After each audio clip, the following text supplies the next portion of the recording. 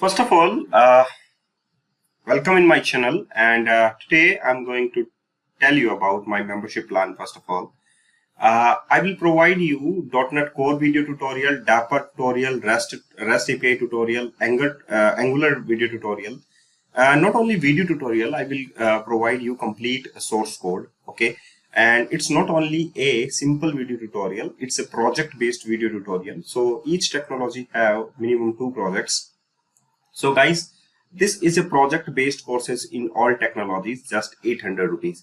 And you focus that it's not only a technology, it's a roadmap. Okay, so that is the complete roadmap of .NET Core, and that video tutorial is providing you a past deal for you. Okay, so first of all, I will provide you .NET Core and video tutorial. It's not only simple video tutorial. Again, I repeat you, project-based video tutorial. So I will cover it, all design patterns and solid patterns and architectural designs. Okay, so I will give you clean architecture-based projects. Okay, so that is .NET Core, and that .NET Core used Entity Framework Core and SQL Server. In further video, I will use ADO.NET and the Dapper, and just after that, I will use Blazor as a front end, and Angular as a front end, and the React as a front end.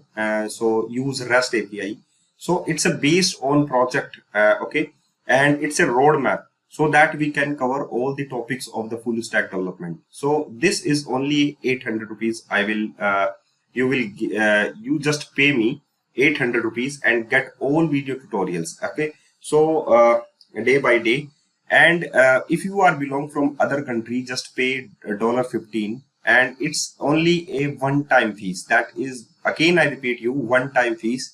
Just only pay 800 rupees and get the source code and complete video tutorials. Okay, so how to get the deal? Just fill this form. That is your name, your email ID, your contact number. Contact number is not necessary. Transaction reference ID, order ID, or PayPal ID.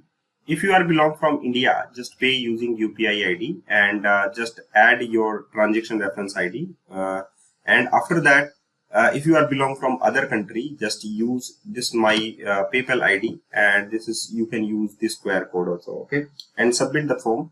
After submitting your form, you will get a notification via email and start your journey for the membership. Okay, so just find the link of this form.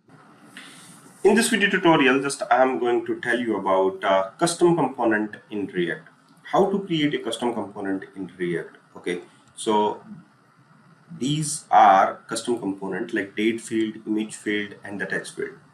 And also here we have a utilities directory. Under the utility directory, we have a button control, and that is also a it's a custom component.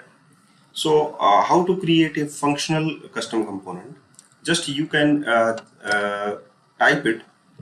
Export a default function. Export, I mean to say that we can use outside this component. So we can use custom button outside this class, or you can say function.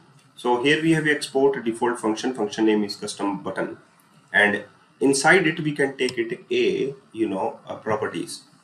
We all know that a button have certain properties like type of the button, and it's a type of the button, and the type have different types of the button like button, submit, and the reset. Also button have a class name like BTN primary, secondary, info, etc. And so that is only received a string type, and it make it a nullable or undefined, you can say. And also we have a disabled property, that is Boolean type, and one event handling, that is onClick. When we click onClick, it's a function that return void. Okay, it does not return anything. Okay, so here we have onClick. It's a type of function that return void. And next one is a children, and children, we all know that it's a fragment through which we can just pass from the parent to the child component. So that is the React node in React. Okay, so just create a return button here, and the type is what, props dot type, and the default is you can take it button, or you can also make it a default button like this. So you can use custom like this, custom button dot default props. This one is this equals to, and inside it you can take it type, and type is type of button. So there is no need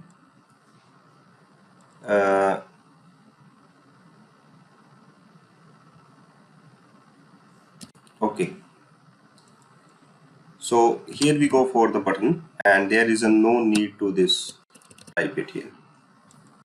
Okay, so that one is the default props, and type is the button control, so so there is a no need, and the class name is props dot class name, and props is that custom button props, and this one is here disabled is props dot disabled, and on click is props dot on click. So props dot on click is a method through which we can does not return anything value, and how to use this, and that one is the children. So props dot children, how to use this in a rendered component. So here we have a categories, and this one is the category forms. Under the category form, where we have a custom button, so you can use disabled is formic props. Actually I am using here formic, so later we will discuss about the formic first. Okay, so there is a way to to use a custom component like a custom button. Disabled is formic props dot is submitting, class name is btn primary because it's it says a string type, and type is what, that is I'm passing submit here. Okay, and this one is the children. Okay, similar like that, here we have a text field, and display name and the field just I'm passing from the parent component to the child component, and that one is the field of the text field like this. This is the text field, and here we have two fields like field and the display name.